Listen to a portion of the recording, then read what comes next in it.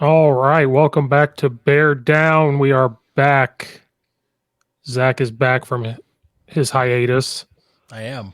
I've returned He's from the back. fray.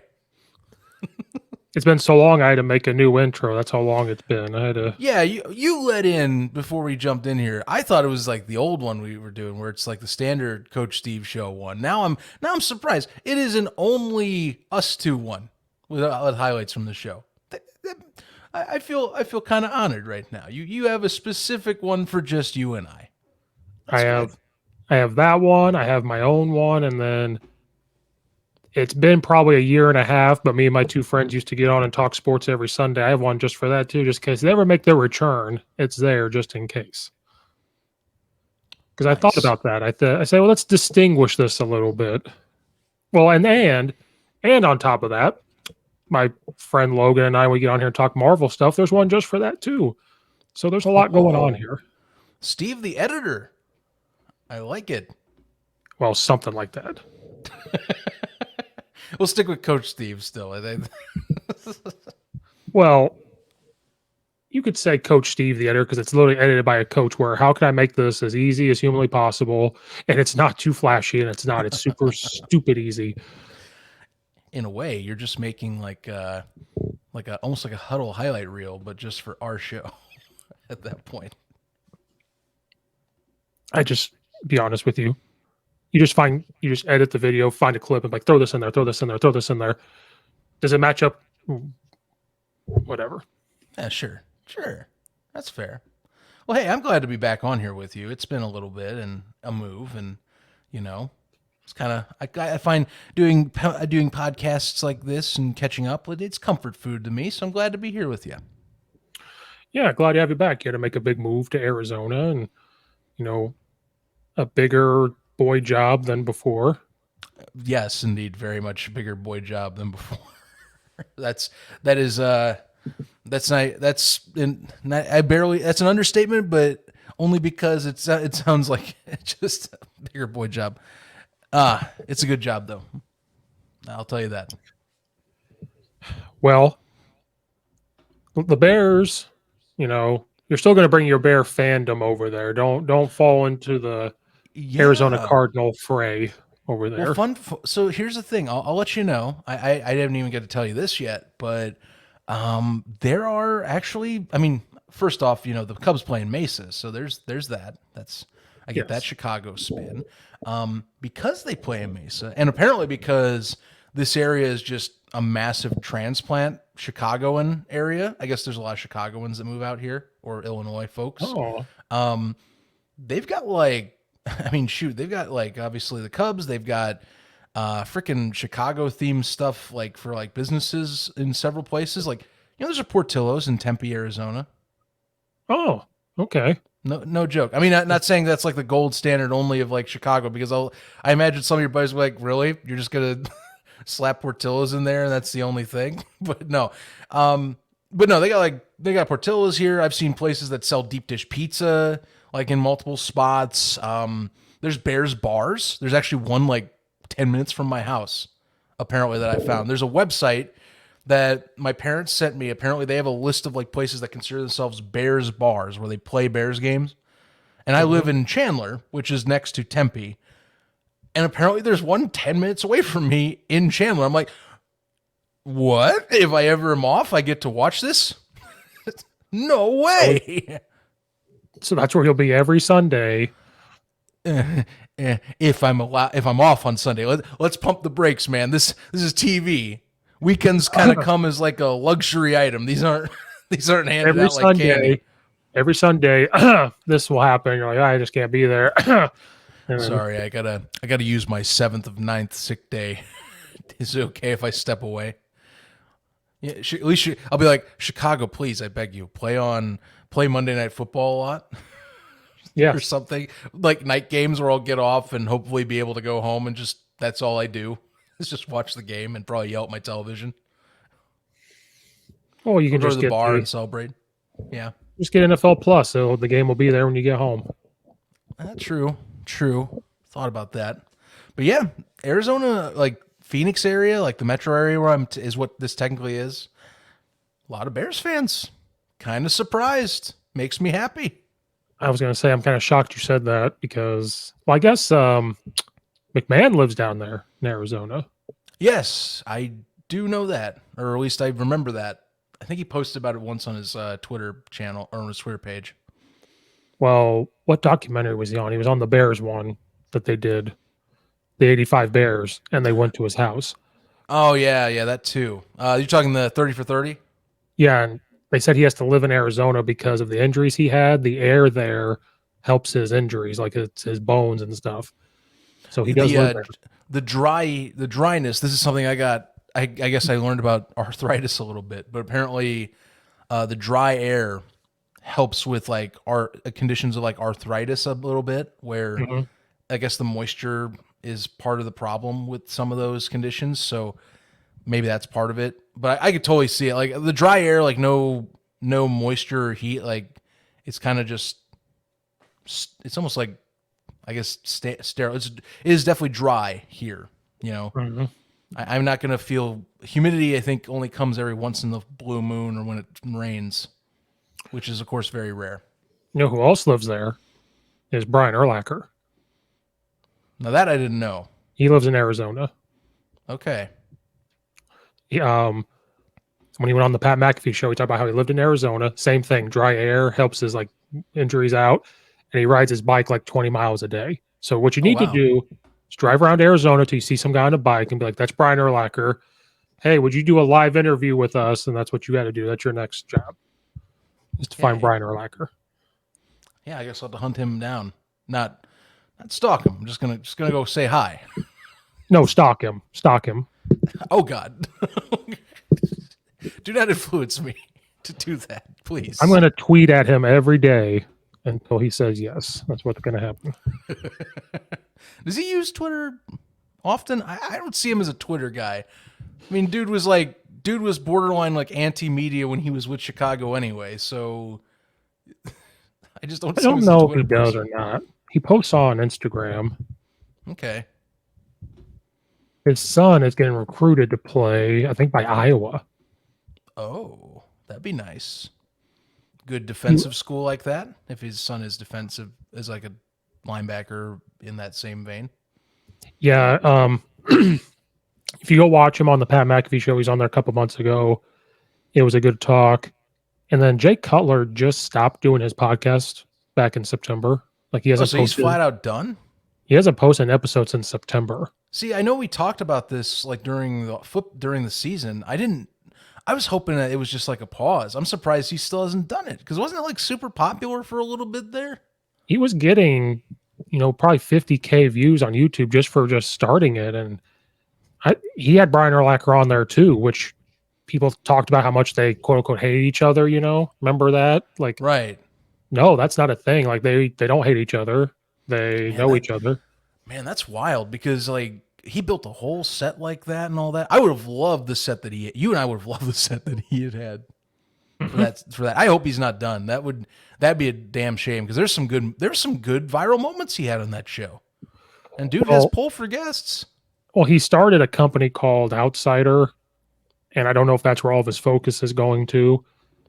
I never Uh saw a post about him being done with it, but I it have has no been a clue. while. That's like an eternity in podcast time if you're away that long. Yeah, so maybe because I remember if you watched it, he said how he didn't really want to do one. Like he kind of didn't want to do one, but I think Big Cat and them and Barstool probably had a big influence where he was like, "Yeah, you should probably do this." Yeah, on his Twitter, you just see a ton of this outsider company, so maybe that's what he's focusing on. I guess. That's a shame though. I mean, hey, he does what he wants to. It's just like that was getting like last year that was like one of the surprise things I think in sports media was like him doing his show and it was getting at least I think once a week to like once every 2 weeks you'd see some like clip go viral on social. So that's just where I'm like, damn, Jay, like I hope you get back into it. Seemed like you were a good host. I wouldn't step away if you could do it. But Yeah, I mean, if you're busy, you're busy. I get it. I mean, dude's probably got his hands in several things around his portfolio for his funds. What I was getting at was he had Brian Urlacher on, and it was a really good one, I thought. And they don't hate each other, so that was the thing. Because I remember Nice back to update. that NFC Championship game, or Hmm. I mean, he had Pat McAfee on there too, so he had a lot of big time. That's what I'm saying. You know, that's what I'm Um, saying. Guys got pull. Should use that pull. hey, it's okay. I kind of miss it though. I would listen to it. He really wasn't that bad. I didn't think he was bad either. I kept up with the clips that would go around. Dude seemed like a good host. I don't know I'm why gonna he stepped away. I'm gonna clip this and tag him every single day and say, "Where's the podcast?" See, I'm gonna tag everybody on Twitter. I don't care no You more. should make one of those accounts that says, "I will post every day until Jay Cutler posts a new episode on his podcast," or something like that. Isn't that what Bussin' with the Boys is doing with Rich Eisen or whatever? Kind of. Although, I mean, Rich Eisen, I mean, he's contractually obligated to post for Peacock, though. No. Bussin' with the Boys post a picture of him every single day until Oh, he you're comes talking. on until he comes on their Oh, okay. podcast. That's kind of the same thing. Yeah, I would say that's pretty similar. What I would do is, and maybe I don't know if you got the effort, if not, great. But like, all you gotta do, you just post the account. You put Jay Cutler Podcast Watch as the account name. You then put in the description, posting once a day until Jay Cutler makes a new episode of his podcast that I love so dear. And then you just post this clip every day. You tag Jay Cutler in it, and you just wait. You know, And you get more traction. Hopefully, more of the voice grows, and boom, eventually he posts a new podcast. So that's until where you start. he blocks me. And then I'll just make another one. Well, I mean, maybe eventually blocks you, or maybe not. Maybe instead, after a while, you go, okay, maybe he's just not going to read my tags. So instead, you just start doing it to just get Bears fans behind it. You know, No, I piss Bears fans off. Any of the Bears accounts when they post something stupid, I comment on it. I man, I know. I every now and then there's some that I'm like, I start typing one. I'm like, nah, you know what? It's not worth it, or it's too old. He's not going to read it and reply because that's. I always want some of those to justify an opinion, and it doesn't happen. So, but no, like Twitter, you should totally do it. The Jay Cutler one, you can do it. I bet people will get behind that. It doesn't matter what your stance on a Bears issue is. It's a Bears fan thing. Yeah, he doesn't tweet very much. I'm stalking him right now. Careful now. Oh, sorry. I'm just looking at his Twitter. I was gonna say, careful now. Don't want Elon Musk going, hey, what's going on? Why are you looking at his page too much, Steven? From what I'm researching, yeah, he's real busy with this Outsiders company. That Twitter posts all the time. So I guarantee that's what he's doing. Yeah, Which what is is cool. Outsiders? This is a weird tangent to do this first show back, but I have to now understand what this company is. Entertainment, sports, news, and lifestyle. Well, wait a minute. Sports news and lifestyle company. Well, now hang on a second. Why can't he put his podcast on that bad boy? Looks like he's all about the whiskey and the apparel. Yeah, I do see that he retweets a lot of that. Bundles include Outsider PM, your choice of hat, 6 koozies. That's from an October 12th post that he retweeted. He doesn't really do Twitter much. It's actually, shoot, he hasn't been on Twitter since October 18th. And that last retweet was of an episode of a show he helps fund. Yeah, I think he's big on the outdoor segment of this website. That's a shame. Like I said, I feel like he would definitely get some traction if he were to jump back in again. But hey, people want ventures, I guess, and that's cool. So Maybe once he feels comfortable enough to get it going, and he'll it was just back to the main point. It was just weird how it abruptly stopped. I know. Jay, if you're listening at all for some reason, we beg you, man, come on back, please. We missed that show. We want you back, my guy. There's people that want to listen to you. Yeah, I think people started to like him. I think people hated him, and then they listened to it, and they were like, "Oh, he's not what we think he is." Or what was another? Jay Cutler was on Theo Vaughn. That's a good one for him if people want to know more about Jay Cutler. See, I have time on my hands sometimes, so I watch this stuff. I listen to a lot of podcasts too. That's where it mainly comes from, driving to work. Well, Like, yeah, sure. You flip something on, you just kind of, you know, chill and do it. Yeah. yeah, 20 minutes to work, 20 minutes back. There's 40 minutes right there. I get it all the time. Yeah. There you go. I All right, like it. Bears, Chicago Bears, Chicago Bears. So we haven't been on here for a while, so it's going to be some old news. I'm very critical of the Bears, I think, more than anybody, maybe. I don't know. I have no complaints about what Ryan Poles has pulled off this offseason with the big trade that happened first. Well, was the trade first or they start signing people first? I think they were signing first. I believe it was that they did sign. They did a few signings. The trade happened during that. I'm actually gonna check while we're talking. But I mean, either way, it was kind of in the mix of just kicking things off here. Well, anyway, let's just talk about I'll bring up the trade first.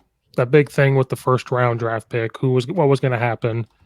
I think Ryan Poles had a good poker face because every time they asked him about Justin Fields, he just basically brushed it off and just basically said, anything can happen, blah, blah, blah, blah, or never fully said. And I personally think that led to that first round draft pick being so valuable because he kind of kept the cards close to him, like what they were really going to do. And I think they personally robbed Carolina, in my opinion. I think the Bears robbed, like I abused them. I thought it was for Chicago. You've got to be like going, holy crap! Like, and the thing was, this got brought up after the fact that Chicago, or at least Poles, was trying to get more as part of the deal. The Panthers wanted to give over another first rounder as part of the option instead of DJ Moore. He wouldn't budge, and they basically caved and said, okay, we'll give you DJ Moore and a second rounder instead, which is like, to me, much better of a deal. Look, I love draft picks like anyone else, but if you're giving me a guaranteed like Pro Bowl caliber talent who can put up easy like 1,200 plus yards a year, Mm-hmm. yeah, I'm going to take that every time. And the second round pick is like even bigger icing because the second rounder, depending on where that lands, if the Panthers are terrible, that's possibly a fringe first round pick. So, like, yeah, to me, that was a freaking fleecing they did on Carolina. And I know some folks are trying to be like, I've seen some folks go, well, both of them get what they want. I'm like, okay, but like, dude, the package the Bears got, which people had been talking was going to be big, that was big. Like, that's a Mm-hmm. lot for a first rounder, And what's crazier is, I'm not saying they're going to do it, but like, even Carolina's been rumored that they're thinking, well, wait, if we don't want our guy here, what if we trade back? I don't think they will, but that has been floated in some media circles that they could do that still. I've seen that too, where, hey, maybe they don't want Bryce Young. What if they can get a big deal? What if somebody else wants Bryce Young or whoever first? Because didn't they sign Sam Darnold again, They Carolina? brought him, Sam Darnold, I believe they got back on a 1 year deal. Actually, I don't, let me check here. No, I'm sorry. Sam Darnold went to the 49ers. That was correct. That's right. They actually don't have too many options right now over in Carolina. They have Matt Carroll, who they were trying to trade, but Carroll's probably not going to get traded. So he's probably sticking. Beyond that, PJ Walker came to us. So there goes another QB. They're kind of very limited right now. I almost feel like that's why I almost disregard the trade back because it's like there's not much they have anyway. Yeah, unless they take a route that I thought the Bears should have done. Worry about the quarterback later. If you can just get a guy that can take a snap, throw it. There, that's who I was the missing piece was. I'm sorry to interrupt you. They signed Andy Dalton. I knew there was another one they had on the roster That's that who they it had was. gotten. Yeah, Dalton they picked up, who, according to the ESPN depth charts, which is projected obviously at this point in the season, so grain of salt. But Dalton's there. You got Matt Carroll and then Jacob Eason, which Eason basically to me is a very much disregard quarterback who could probably just end up as a practice squad player later in the year. Or if they draft someone, he's the odd man out, in my opinion. 'Cause, I mean, shoot, man, Matt Carroll. It's weird. Carroll was brought in. I think of that injury. I think it was that. If he It was that. doesn't, It was the bowl game. yeah, I mean, if he doesn't have that, basically gets knocked out for a whole year in a bowl game. You wonder what his draft stock is. But you know, this isn't a Panthers show. This is a Bears show. Nonetheless, Panthers don't have too much. So like that talk about trading back, I almost feel like it doesn't happen. Dalton to me is a bridge quarterback at this point in his career. You don't keep him around to win games. You keep him to be a really good backup. So I got a feeling that they're going to do the same thing they did with Chicago, where Dalton will start and whoever they draft will just sit there until Dalton gets knocked out or someone gets frustrated and says, F it, you're in. Yeah, I can't really see them trading back. I know it's possible. I know it's whatever. Um, but the Bears now have, in my opinion, their number one wide receiver. I know we talked about being Daryl Mooney. I'm sorry, Daryl Mooney. We all like you. We all love you. Yeah, But Darnell, love you. He'll be an awesome number two though. Without like that only help him. well, Yeah. right now you have the two perfect outside receivers in Mooney and DJ Moore. Then you have Chase Claypool at the slot, and then you could just fill the slot with pretty much whoever you can put. Anybody out there. Cole Kmet can go play out there. Whoever as your other slot. Personally, I'm like, that's a great starting lineup for wide receiver. So That's real that's what good. I've been critical of, at least Justin Fields, but everything on the outside, what Ryan Poles has done and the maneuvers and the signings, has been doing pretty well. Especially, we still have a lot of money left. We do have quite a bit of cash, and I don't know. I don't know how much more you're gonna spend. I feel like I mean, you bought unless to me the only time you would have spent more, and I think we'll touch this in a bit was on tackle. But dear God, that was a whole subclass of like debate online was about like spending on a tackle or waiting for the draft and all that. So touch that on a second. But I mean, I think overall for the free agency class, I definitely give it minimum B plus, but definitely to me it's more like A minus because to me they weren't going to get everything.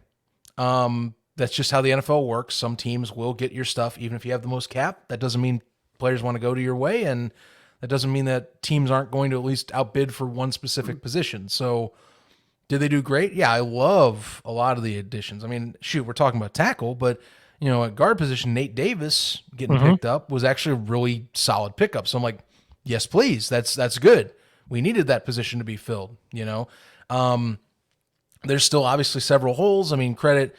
Jenkins is definitely going to be the other one anchoring the other guard position. I hope he stays guard. I know they talked about maybe moving him around or who knows, but keep him at guard. He was really effing good at guard last year. You shouldn't change that. Besides that, I mean, you still have Braxton Jones, who had a solid season last year. I just don't know if he should be left tackle. I think maybe they should, if they can switch him to right, that'd be a great move. And then you find your left tackle somewhere else. So like that's a position they need to find still.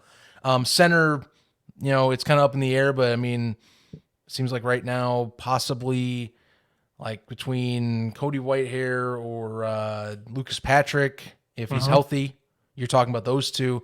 And then you got your guy from Illinois, who hasn't really got his shot. Yeah, that. I'm not saying it's center, but just hasn't gotten his shot at all to even play, just because of injuries last season. Yeah. I like TJ Edwards, the linebacker. Yep, that they signed up to. that was an efficient signing that upgrades the linebacking core right away. And Edmonds from Buffalo, like these guys that he was getting with, they're not too old, they're not too young though. They're right in the middle there, Right. with big time game playing experience that they could bring, especially that line. Because what was, I guess we should tweak on this. There's so many holes for the Bears to fill. They addressed the linebacker part, I think, and they were addressing the wide receiver part. Now he's slowly trying to piece together the offense and defensive line a little bit. That's kind of their next point of attacking this. Yeah, that's I'd say is a good evaluation. Tremaine Edwards, I think, is an excellent pickup for the sake of, well, you didn't lock down Roquan Smith. So, either you're going to be drafting someone or you got, Edwards out there that you can go pick up, and they did that, and I'll give them credit. They picked up a guy that in theory should keep up with that with Smith's production and will be, in terms of at least some guaranteed money and the incentives, he'll be cheaper. So, that's one thing I think Ryan Poles has started to show his valuation on is he doesn't like overpaying, which I get it. No one does.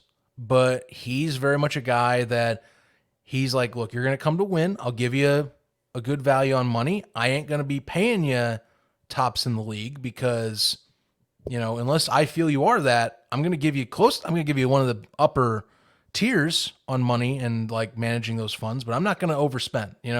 I think he's a guy that likes to have some liquidity in his cap space year over year. And I think that's what we're seeing now, because like you're talking, they still have 40 million. Sure, things can still happen, but like who realistically are you going to get that you need as a need right now that is like filling that 40 million cap hit? Not really too much at this time. From what you've gotten, you've filled a lot of stuff for this season, and a lot of the best on the board have kind of gone to their places at this point, free agent market wise. Right. I think the big signer was the Edmonds. They're paying him $72 million. Mm-hmm. Yeah, that was the big contract right there. If anything, you might be saving up more for maybe a future like with DJ Moore, seeing how that goes, of course, and figuring out that path. But like, they did good free agent wise. Like I said, I love Nate Davis, Tremaine Edwards, and TJ Edwards. They were good pickups for the sake of value. Edwards definitely, TJ or Tremaine. I need to say their first names to be differentiate.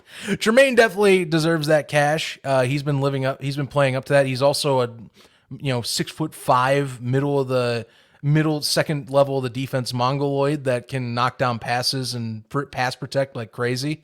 So, I like that as well. TJ Edwards is a tackle machine from his time in Philadelphia last year. So great choices. And then you still, of course, have some of your other rogues gallery that you're going to be bringing back. That secondary for Chicago was not really a problem zone for them. They just need to get pressure. So now in the draft, there wasn't really anyone they could pick up outside edge-wise that they get spent money on. So there's your chance to go do that, as you're going to be focusing on the front four. And then on the other side of the ball, they addressed a lot of the specialty player positions. It's funny. Only the lines right now, I think, are the big focuses to me in terms of what you need to build up maybe for possibly a successful season. I'm not calling playoffs, but like I at least just want 500 record or something like that, close to it, that I can feel like you made a massive leap and bound this year. Yeah, because they signed Andrew Billings. Now, this is something I've noticed. They're not signing. They signed a couple guys 3 years, 4 years, which you're supposed to do for some. But this Andrew Billings, they only signed him for 1 year as a defensive tackle. It was a 1-year deal. That's true. Where's the other guy? Before I don't want to say the wrong thing. DeMarcus Walker, they signed him for a 3-year deal, though. That one was a sneaky deal from his sack numbers last year. Right. Because they were like, Jaquan Brisker, the safety, led the Bears in sacks with 4. That's sad. I mean, it's good for Brisker, but that's sad. 4 sacks. And what they say, not a single Chicago defensive lineman had more than 3 sacks in 2022. That's wild to me. Well, especially the Bears. What do we think about when we hear the Bears? We think of defensive, hard-hitting guys that are going to come after you. And we had Jaquan Brisker, which is great. I'm glad that he's with the Bears. He got better as the year went on. But with that I read that yesterday, so I wanted to say that today. What a sad state of affairs. But now you're bringing a guy who can get some sacks. He was with Tennessee last year. 7 sacks, 16 quarterback hits, 32 tackles, 10 tackles for losses, 21 run stops. So, like, that's a guy you need there. But one thing I would like to tell Bears fans, because what did the Bears fans do? Certain Twitter folk. Oh, my God, we're going to win a lot of games. We're going to do this. We're going to do this because of these signings. And my statement was, well, you got to pump the brakes because we've said this for a long time. And Ryan Poole said he's going to tear everything down and build it back up. That Hmm. means this is going to be 2 or 3 years. Like this is a 2 or 3 year Yeah. affair. I mean, I think that what you're going to see this year, at least this is how I'm feeling this season so far. We're not even in the draft, of course. There's still tons of draft capital that you're going to use or maybe trade with or get positions at. I mean, these for crying out loud. I mean, that first round pick alone that they're going to have at the ninth position, that's going to be crucial. Mhm. They have 2 second rounders. It's going to be massive as well. The Bears recent years have been hitting on second rounders like mad. So, especially last draft, Brisker came out from that. Yeah. So, same for Gordon. As much as I did rag on Gordon last year, I'll give him credit. End of the season, he came on strong. And so I'm hoping to see that version of Kyle or Gordon this season on the opposite side of course, when we go into games from Jalen Johnson. So that's crucial. Second rounders are going to be big. And I think that for the Bears, I look at it as like, I don't want to rush into this because I see what happens if you say you fix it and things don't go right. I mean, basketball and football aren't the same, but the Chicago Bulls are in town and they did that exact thing 2-ish to pushing 3 years ago. And look what happened. The future doesn't always equate to instant success. Players have things happen. So, but what do I think is going to happen so far? I think if Justin Fields comes out, and I don't mean to say it like this because I have faith that this defense is going to take even farther steps than last year. The secondary was tough and hard hitting. Linebacking core, when Sanborn came in, I'll give Sanborn a ton of credit. He was definitely an anchor there, and I think it's going to be even better this season. So that 2 levels is going to be huge for Chicago. And they'll probably find some pass rushers, I think, in the draft. So the defense, I have no qualms about them. I think they're going to be where they need to be. Offensively, it comes back to the same question I hate, and I almost hate now ragging on it, but does Justin Fields take that extra step with new weapons, and does he stay healthy? Again, you cannot run him like Lamar Jackson this year. You can't do that. I mean, look, for Christ's sake, look what they're doing with Lamar Jackson right now. You know why? Part of the reason why he's not getting a contract right now, it's because, and I hate talking about the owners this way, but it's partially because his style of play has led to 2 straight seasons where he gets beaten up and prematurely leaves out of the season because of injuries that basically end his season early. So you cannot have that happen to Justin Fields. You can keep doing it. You want to do that, that's fine. But if you want like a Cam Newton scenario where the dude has his career get cut short early and all that, then be my guest. But you can't do that. That Fields has to be doing runs where it's basically out of improvisational stuff. I'm okay with that. If he doesn't improv, the pocket maybe not collapses, but say the pocket opens up and he's like, F it, no one's open. I got freaking nobody. There's no linebackers protecting me. Screw it. Yeah, well, I'm not going to be pissed. But if you're running like freaking design RPOs where like you're doing like 2 or 3 straight where he's getting the ball and getting hammered, I'm going to be sitting there like, you're really, between the last 2 years of getting like this insane amount of sack numbers and running him ragged last season, that doesn't make me feel confident. Dude's a tough kid, but you cannot make him just essentially degrade his chances of having a successful career like that. So this year is crucial. You have to run a somewhat competent pass offense this season. You can't do an improvisational style like that or a Ravens style RPO first based offense like that. It doesn't work. And now you don't have Montgomery. Credit you have Devontae Freeman. That's solid, but you need to be sure that he's able to pass and he's getting protected. Yeah, did you see the Atlanta Falcons owner talk about Lamar Jackson? I did, and I get it. I get both sides of this equation. On the side note of this, I understand. Lamar, if you're a player, you want to maximize your money. You don't have you have a finite time in this league, and you're not guaranteed to get. You're not guaranteed at all to get a level of like financial capital like these owners do. But again, I think part of this is becoming because of how the QB market's gotten in recent years, where like I think owners saw what happened with Deshaun Watson's scenario, and they're seeing, oh my God, we're getting up to like $230 million guaranteed money. And I think some of them are starting to go, no, we don't want to pay that much because QB is important, but you need to build a whole roster. So, like, I feel bad for Jackson because, like, he is an MVP caliber talent. When he's healthy, he's definitely one of the best in the league by far. But I think he's getting a lot of side effect stuff from what happened with Deshaun Watson's deal and others that have gotten guaranteed money in recent years to where he's just kind of getting screwed. So, Yes. like, no one's winning here. Owners don't want to owners want to give him money. They just don't want to be like saying, okay, well, here's this cash. Please don't get injured for a third straight year and get knocked out prematurely. That's what they're trying to avoid, you know? Yep. And I think that's what sucks because Jackson basically has to either take a reduced deal, which he could. It's just he won't get as much as he wants, and he's going to definitely be disgruntled a bit. Or he does that. He does a franchise tag, or he pulls a Le'Veon Bell. But I don't think that's a good idea for any player because I would not want to sit out a year and have owners go, oh, well, can we devalue you even more? Because that's what happened with Le'Veon Bell. So you're kind of stuck. It sucks, you know. But I bring that story because maybe not save for money, but like some of those doubts from Lamar Jackson, Justin Fields could have that same thing because they started running a similar offense like Jackson's last season. And Jackson got, you get more hits, you get beaten up when you run more. And if you're trying to pass and you go against good teams, as you see, sacks add up. Those are extra hits and extra like impacts that do add up and cause stress on the body. Yep. You can't have that happen again. You have to treat him like a normal quarterback. You have to get a line that can protect him like a normal quarterback. Runs come every so often. They can't be the norm though. That's the thing. Yeah. Anybody listening doesn't know what I'm talking about. Owner Arthur Blank said on whatever this tweet was, said Lamar Jackson's situation is very different from Deshaun Watson's. Different player, different time. You have a winner in Jackson, MVP in the league. There's no question he's a top quarterback. But looking at it objectively, there's some concern about how long he can play, his style of game, hopefully a long time.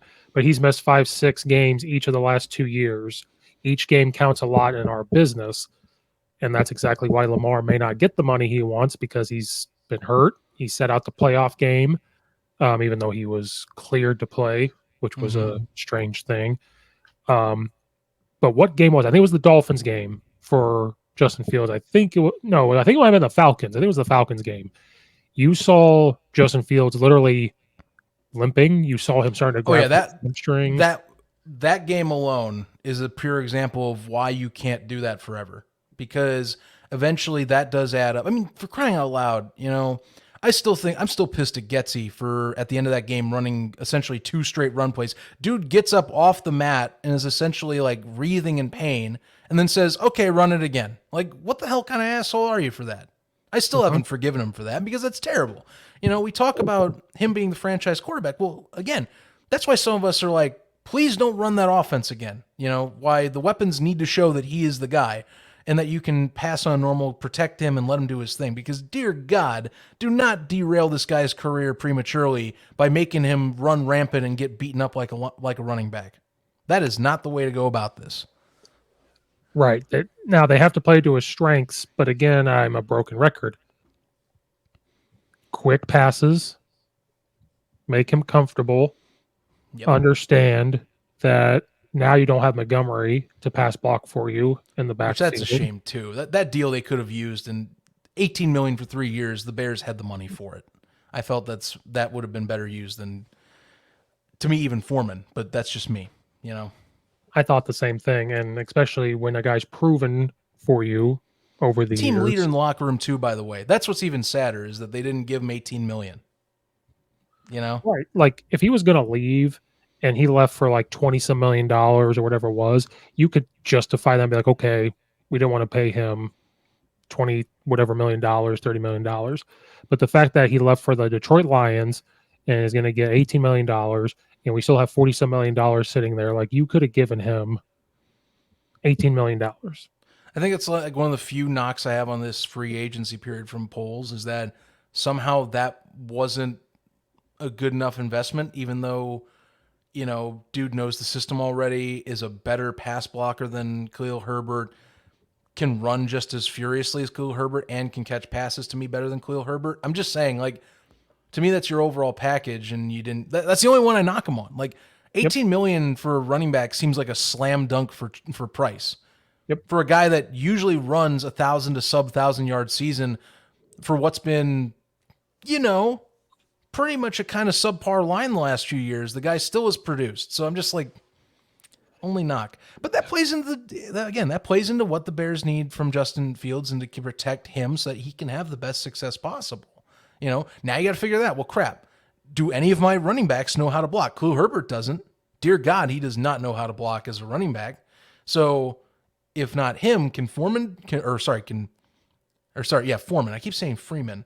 It's Foreman. Can Foreman do it? I don't. To be determined. I need to do a little more film work on the guy. I haven't seen enough to say, but I mean, it's definitely a committee running back system that they're going to be using this year again, and he'll be featured extensively. I don't think Homer's a blocker; he's more of a special teams player, but And they also got Travis Homer from the Detroit Lions, right. so they picked him up. There was no risk in taking him. He adds depth to the running back position. Hopefully, the same thing I said that to use Montgomery and Herbert at the same time. Hopefully, they get to that where Herbert's out there and you have. Is it Foreman? No, I'm thinking, is it Foreman? Is that his name? Yeah, Foreman. Yeah, Or Deontay him Foreman. I kept seeing Freeman. Now I started when you said that, I was like, wait a minute, who's right and who's wrong here? We have no clue. We just got to see that, but I also think that Justin Fields has to step up and get better in spots too. Like I said, I think I told you this. I was going to break film down and see all these sacks and see whose fault it was whose. Then I started baseball and I've had no time to do it. Fair enough. But yes, I agree. The offensive line has to get fixed. They can't run Justin Fields as much, but Justin Fields also has to learn to stay in the pocket. He has to learn how to get the ball out quick. I think he also has to. I have no clue on this. Hopefully, it happens this year. Hopefully, they allow him to check plays at the line. I don't know if they were letting him do that last year, but when you watch other quarterbacks like Jalen Hurts and them, they can check things. They can do whatever. They can give them 2 plays and say, pick one. And so hopefully that starts to evolve as well. But that's going to be the next step forward for Justin Fields is, can you check plays at the line? Can you see these things? Because this isn't Ohio State anymore where it's just always RPO, because always RPO doesn't work in the NFL.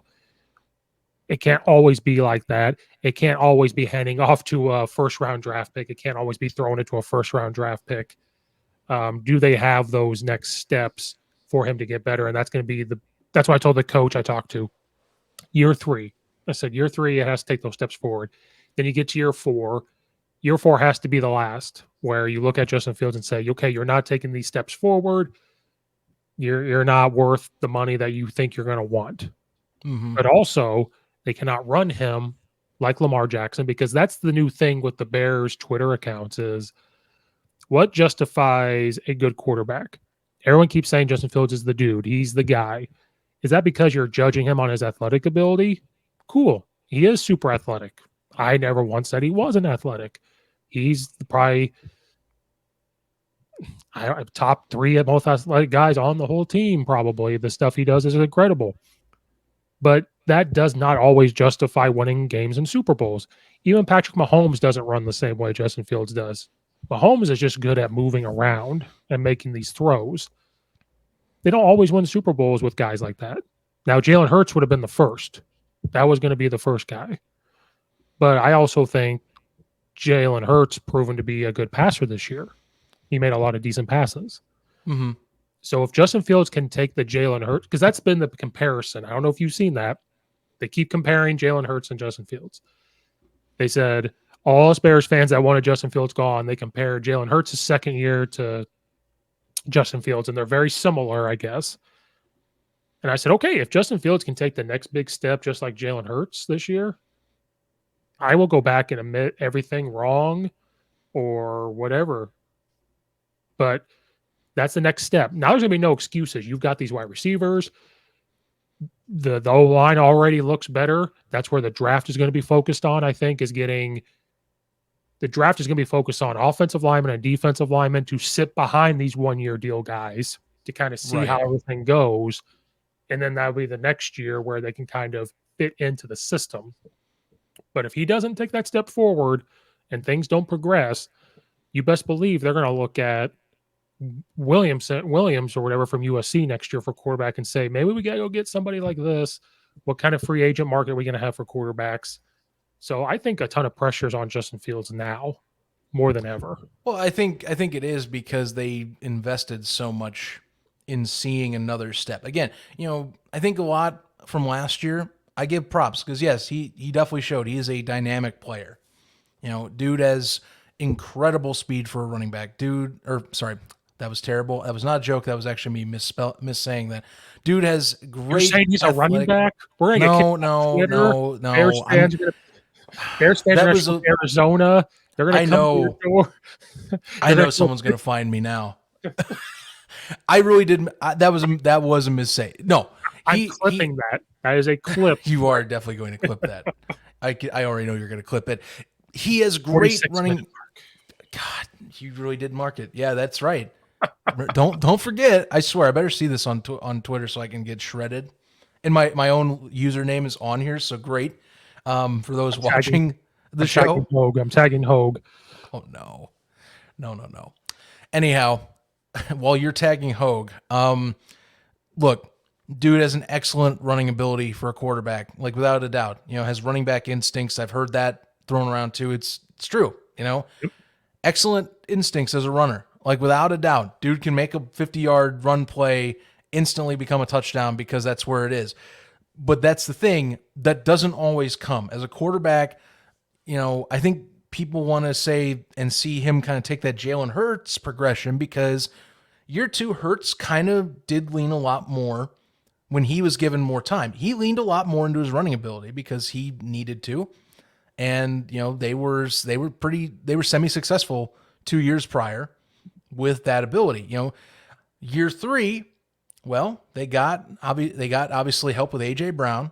Devontae Smith got a little bit more relief from being the number 1 option in his third year in terms of Hurts' third year. So that excelled in terms of their progress and made them, well, right on the fringe of winning a Super Bowl. Honestly, they don't collapse and have KC essentially come back and rally for a win. Philadelphia just has to convert some drives. They win. That's it. They were pretty close. So, I think a lot of Bears fans want to see that progression this year is that, okay, look, we got DJ Moore in a trade, big high profile receiver, dude that can get easily a 1,200 yard season with terrible quarterback play. If Fields is the guy, should easily be able to do that and get some touchdowns out of it. You got Darnell Mooney getting more relief now on the opposite side. He doesn't have to be the number 1 dude. He's going to come back healthy, And even bigger to me, Chase Claypool is not going to have to be the guy. He'll have a full season with an off season to himself. He's on a 1-year deal that has to prove that he is going to be getting money from Chicago. So you have guys that are going to be hungry and that make a, on paper, pretty solid receiving core, not to mention Cole Kmet, who was, coming to the end of the year. He showed up. He was beginning rep report with Justin Fields. They brought Robert Tonyan in. Holy crap. That's also a TE1 type of option they got on a 1-year deal from Green Bay. Like all these weapons, I agree. The pressure's on this year. There's no excuses anymore after year 3. And I think you and I have talked about this. I give quarterbacks 3 years in the NFL. Okay. I give them 3 years to prove themselves. Unless they're like, say, I'm not fully giving up on Zach Wilson, but like Zach Wilson's basically on the verge of like, you've jumped off the cliff already is what's happening. So unless you're like a Zach Wilson archetype or like maybe like a Christian Hackenberg who never was supposed to be an NFL prospect and came in anyhow and definitely didn't impress, then yeah, I give you 3 years. So this is kind of a big year for Fields in a lot of people's eyes because you have all the talent in front of you and you're going to probably by the end of the draft easily have a better line than last year. The excuses kind of stop this season, So I don't know, man. That's the thing. I think a lot of people, it's going to be pressure on him this year because there's a lot of people that think that the Bears could be that Philadelphia archetype and make that massive jump. Maybe, but I don't think they're fully there yet. I just want to see the guy be like passer first and even excel at his numbers even farther than he did last year. Because I think that that is highly possible with this offense this season. Yeah, I think people forget play calling kind of helped Jalen Hurts as well. They He really did. started to make sure the ball got out of his hand. They did quick screens. They did in the Super Bowl too. I didn't mind the amount of runs Justin or Jalen Hurts got in the Super Bowl because that's the Super Bowl. If you're in the Super Bowl, you run the crap out of him because they're going to try to win the game. I mean, Hurts honestly was going to be, if they win, he's the MVP of that game. Because, I mean, you look at those numbers, like between Hurts and Mahomes, those two put on clinics. It's just that the Eagles dried up in the late in the third quarter and just wait too little too late at the end, you know? Yeah. But do put on a clinic for that game. And it's kind of going to be like a forgotten game, kind of like how Brady's 500-yard game will be forgotten a little bit against the Eagles because everyone remembers Nick Foles. Yeah. Um, I brought up the stats of Jalen Hurts versus Justin Fields this year, and the amount of running Justin Fields did was actually Jalen Hurts had more attempts. Now I don't know if that's because of playoffs. I don't know if that's Interesting. whether this is factual or not. Passing wise, completions, Jalen Hurts had 306 completions out of 460 passes. Justin Fields was 192 completions for 318.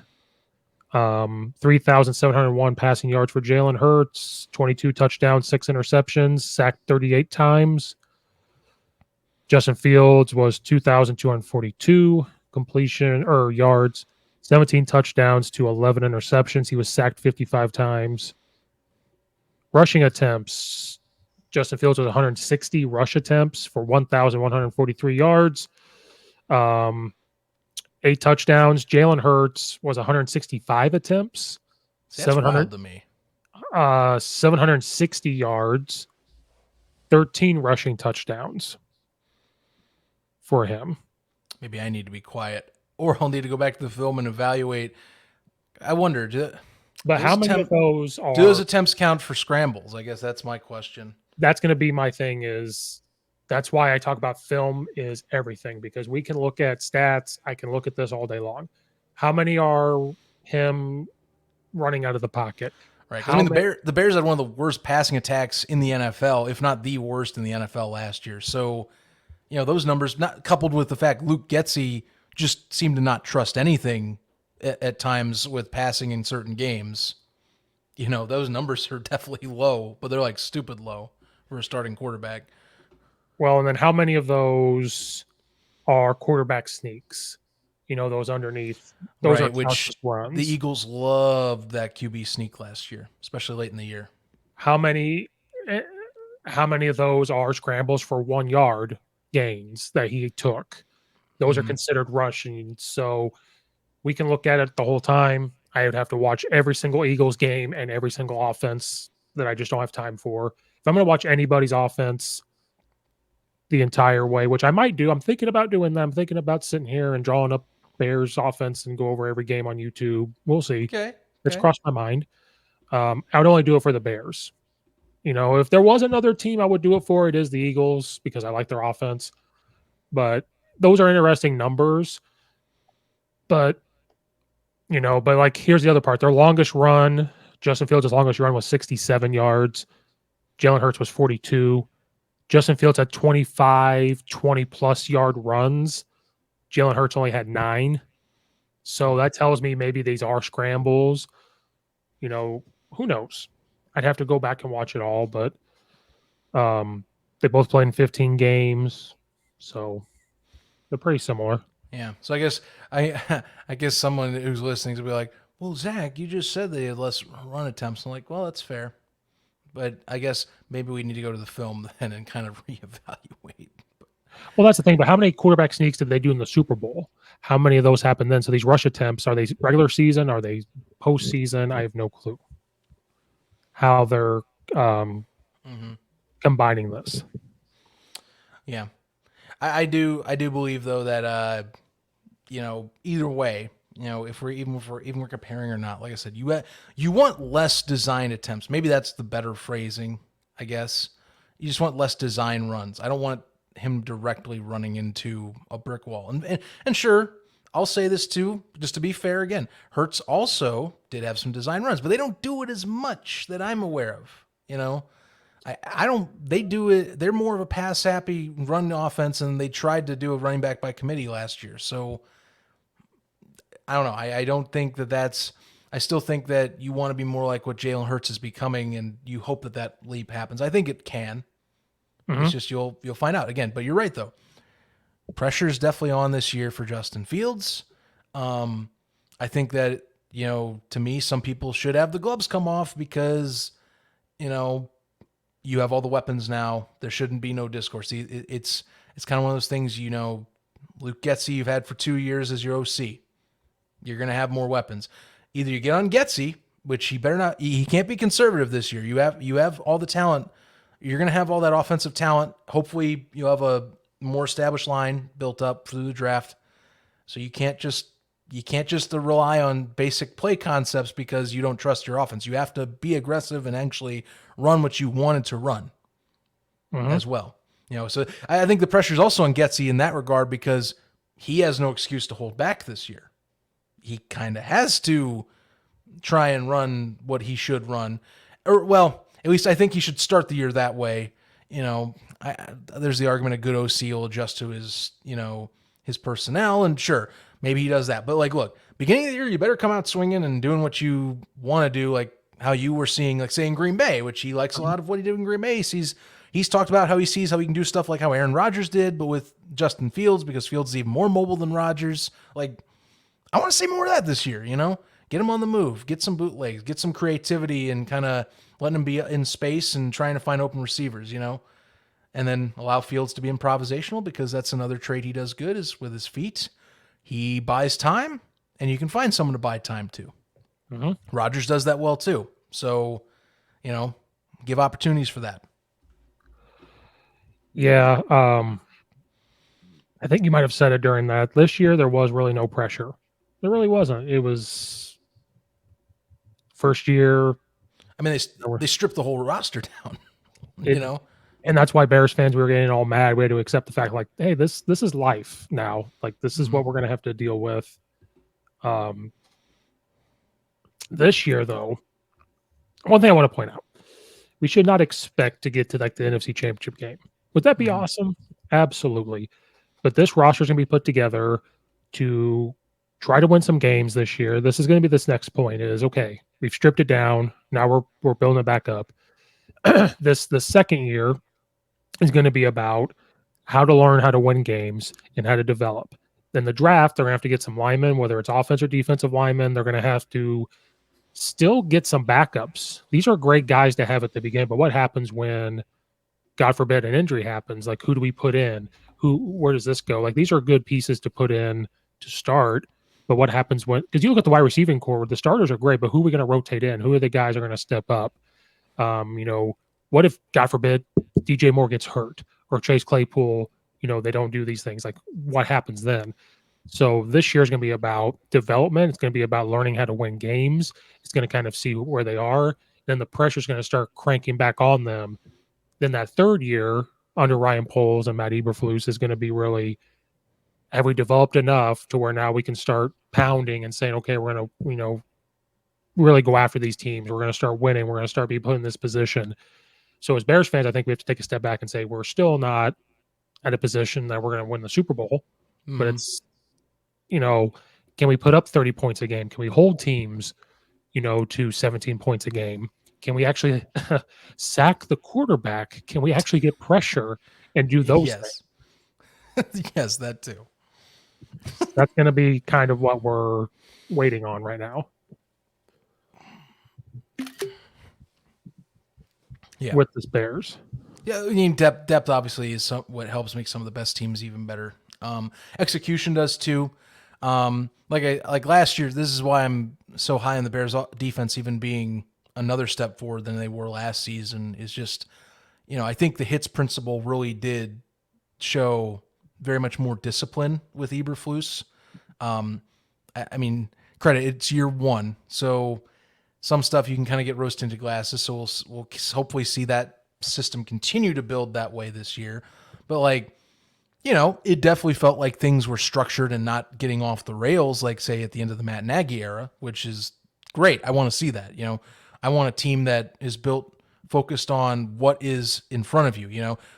Penalties were way down last year. They were very disciplined in a lot of games. It helped them actually stay in a lot of games.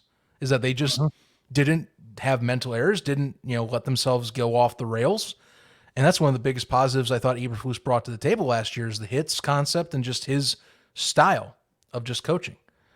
Yeah, I know you're I saw what you did with the camera there. That was good. I'm sorry, I clicked. I was like, what is this? StreamYard put like other options. So I'm like, what is this? Oh no, it's fine. It's fine. I digress though. Like I said, if you like Eberflus, I liked what I saw this year. The hits concept I want to keep seeing build on next season. But if anything, it looks like a disciplined roster, so that's great. You want people buying in. You want people to sell in or buy into your system and what they like what you're selling. So, that's good to get a kind of an identity as well as a understanding of like what you want as a team put down too, and to start a culture. Last year was a good culture year, I think, for a lot of those players. This year, they get to hopefully bring in those free agents and these rookies and say, look, this hits stuff. I was about to say a different word. Say whatever you want. This hits shit, as they will probably say, because I think that's what they'll tell someone. The hits principle is the shit, is what I was going to say. That works. Yeah. But hey, I have some breaking news for you. You do? I do. Breaking news? Oh, God, no. There's your breaking news. Don't you just love when even I think the sight of that is a joke? It is April Fool's Day. The funny thing is the source would be him, because he definitely wouldn't let Adam Schefter do it. I'm just saying, like, per source, the source, me, lose my number. Oh, that's better. Look, okay. Oh, that looks pretty. I like that. Oh, that's good. Is this new? Yeah, they added that. This. Hey, this is for those on the show. We're testing some StreamYard stuff. So on the video, you're seeing us just kind of goof around. But okay, I like this. That's awesome. Oh, now you're gone. Hold on. I don't like that one. I don't want to be. Don't disappear me. I don't want to get snapped into oblivion. I like this one. I like this one. That one's my favorite. This is like a sports show look right here. Right here. Yeah, breaking news. Jets have broken down, and Ryan Poles has swooped in to trade Justin Fields to the Green Bay Packers for Aaron Rodgers. This was posted. I'll say it. I didn't want to put it up there. Who posted it? Where'd my mouse go? This is why I can never have a job in TV. Look for your mouse. Hurry. Seconds are ticking off. I deleted it. Nope, never mind. We can't do it no more. And this is why I'm fired. Oh, no. What have you done? This is why I have the lowest rated podcast in the history of podcasts. The lowest rated podcast in the history of podcasts. The Bears Nation Twitter posted this. I just want everybody to know. No, I love they did this because, like I said, first off, it's funnier to me because now after the Schefter incident, like the source thing just is funny because it would be him. Like no one else would do it. So maybe Pat McAfee. If they put per Pat McAfee, I think that would sell it even more. Oh, I think so too. I think if that'd be the perfect. There was another good one. I can't find it. It's okay. But yeah, I was messing around with StreamYard. I like this one. Now, this is good. And got to the other let my arena football co-host know about these new overlays. These look great. This one's not bad. Yeah, it's okay. This one's the best. Yeah, this looks great. I like that. I like that one a lot. And then you could stay there too. Look, I'm not even sharing. Really? This. Wow. We can stay there. Fancy. Okay. We're just moving around. Oh, you're gone again. There we go. I feel like you're hinting at something now that I've been disappeared from the screen twice. I like this one. I'm in charge, and this is what's going on. Please don't hurt me. I didn't mean to insult you on your own show.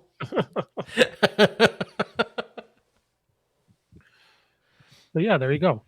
Um, but yeah, now I just want to see the Bears, see what they do in the draft. I think they're done with free agency. I think we've heard, in my opinion, the last free agency, unless something pops up that I don't know about. Mm-hmm. Now I'm looking more towards the draft, and I'm sure we'll hop on again to talk about the draft, who we need. But that'll be the next step. But But free agency, the only thing I complain about is David Montgomery. Sad to see him go for what he left for. But outside of that, I think Ryan Poles and Matt Eberflus have knocked it out of the park with what they've done. Yeah, I would think. I think so far so good. It's executing what they've been talking about this whole time. Building in their image and just kind of making this a progress that moves forward positively and builds upon. I mean, you can't go any lower than worst in the league last year. That's a simple fact. You know, you hit rock bottom, so you kind of, no matter what, it's already a positive in my eyes. Like all these picks anyway. And again, like you're talking, and like we've talked, like they got what they wanted. They didn't overspend, which I mean they had several chances to, if they wanted on the tackle side, especially. Mm-hmm. And they still have cap space and they have tons of draft capital. So, this offseason is only going to get more interesting come late April. And then we can, later on evaluate how we feel they're going to do. Right now, with the roster as it is, without the draft, I got them going at minimum 8-9 is the worst, with the height being, say, 11-6. Yeah, I was going to say 7, 8 wins at the most, maybe 10. Go with that Okay. 10 or whatever mark, somewhere in there. I mean, if you want to go a range, the range would be the best 7 or the worst 7, maybe, hopefully the best 11, somewhere in that Okay. range. Yeah, because I mean, I think right now, if you have everything go your way, say Fields takes that extra step and you see that defense has been built up even better and, can impose its will a little or make it harder for teams to move down the field, I like those odds. Like I Right. said, I think that right now you can have best case scenario, you have a wild card team that I think, and this will sound even weirder to me, a wild card team that I think either just misses winning the division to either Minnesota or Detroit. I really can't tell fully yet. Um, I'm leaning more Detroit because I'm really high on Detroit, Mm-hmm. but it also sounds weird for me saying Detroit's going to win the division just because I don't know. It's the Lions. The Lions will do the Lions things. Right. Got to show me that they'll actually do it. But I will say it is wide open. Like this NFC North is just wide open. Kind of is now that Rodgers is almost completely. It's almost confirmed that he's going to the Jets. They just have to actually put a package together now. I have a feeling it may not happen because of how long it's taking. Something's not. Hmm. Something's not. I think it will happen, but somebody's gonna get screwed over. Whether the See, like Jets what get happened. screwed. See, here's the thing though: if they keep him, they have to pay him a crazy ton. They can't cut him because they'll pay him more. So, like, shoot. I mean, the team already sounds disgruntled about him anyway. So you're just gonna roll with it another year. I bet Jordan Love would watch this. Jordan Love, say if Rodgers comes back, you know what's gonna happen? Love will pull Rodgers from '05 and say, "Trade me or cut him." Could you imagine him walking into office and doing the same thing Rodgers did 18 years ago? And like owners going, wow, this is such a deja vu moment. I should have totally seen this coming. Maybe we're the problem. Maybe we're the problem indeed.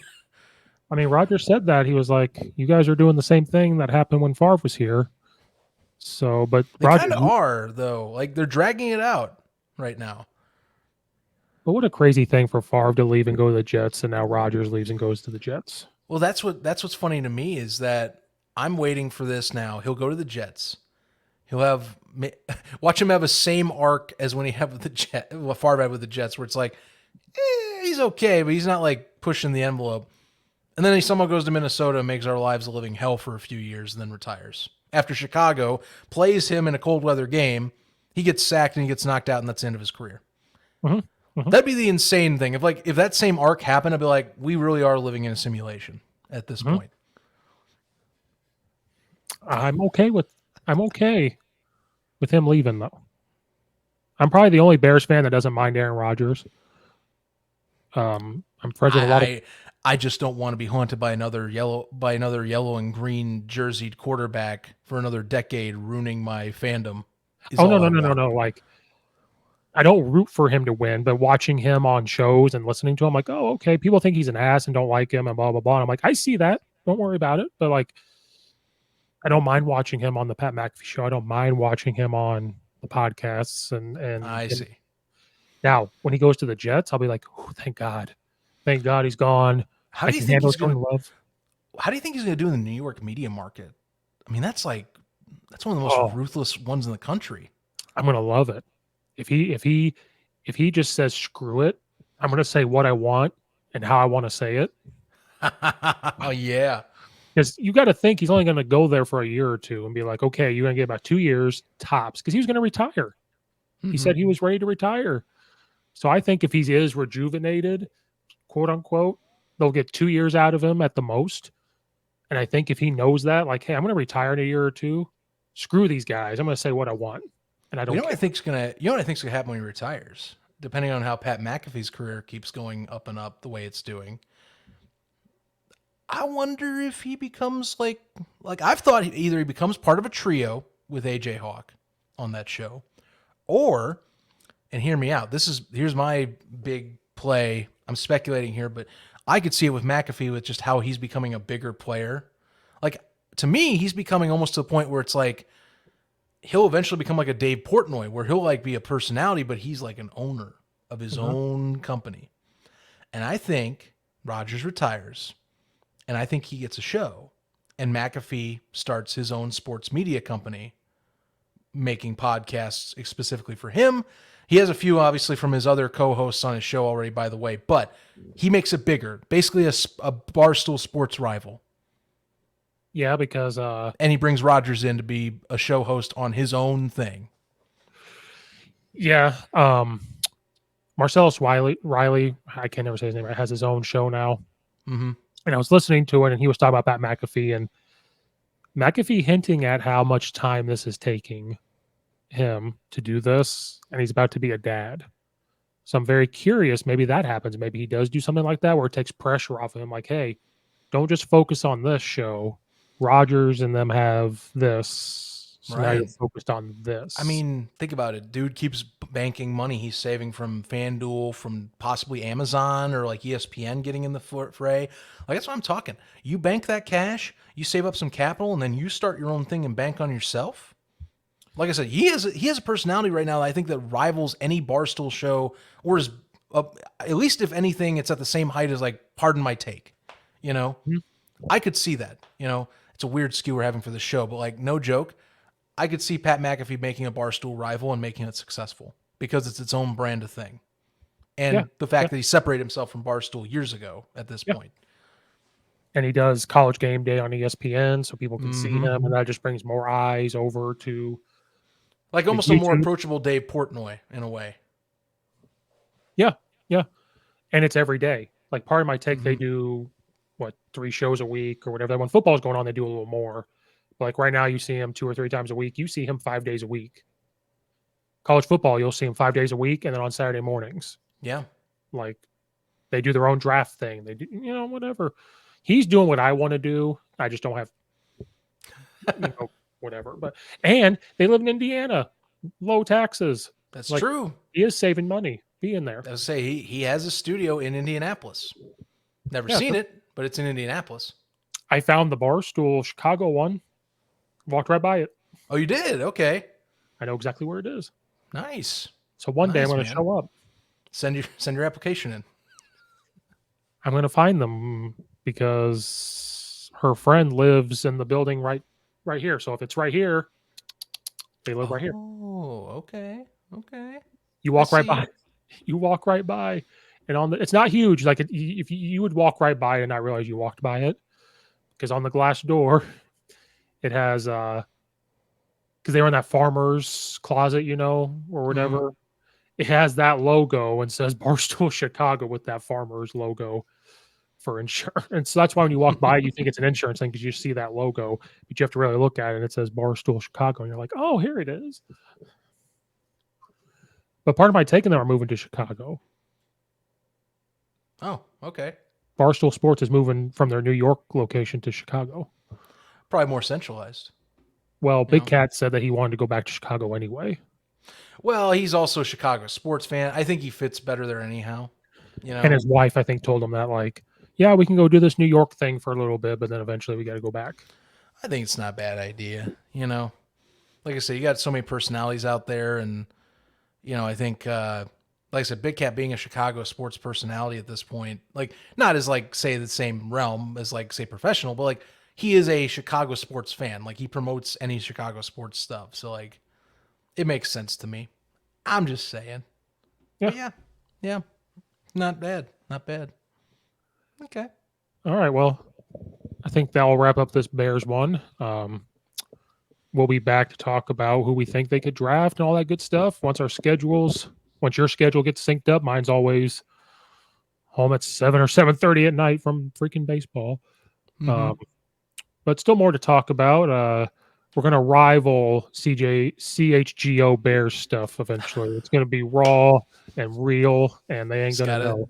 just gotta start pushing out the content. Getting that out regular. Hey, once I figure out the clips and the short videos on YouTube, once I figure that out, maybe we'll figure it out. Yeah, step by step, man. Step by step. You got this. I only figured out the intro because it's my spring break too, so I had a little extra time. Oh, look at you. That's why. All right. A little extra. I like the experimentation though. Yeah, I usually fail at them, but it's going. Oh, that's good. It's good.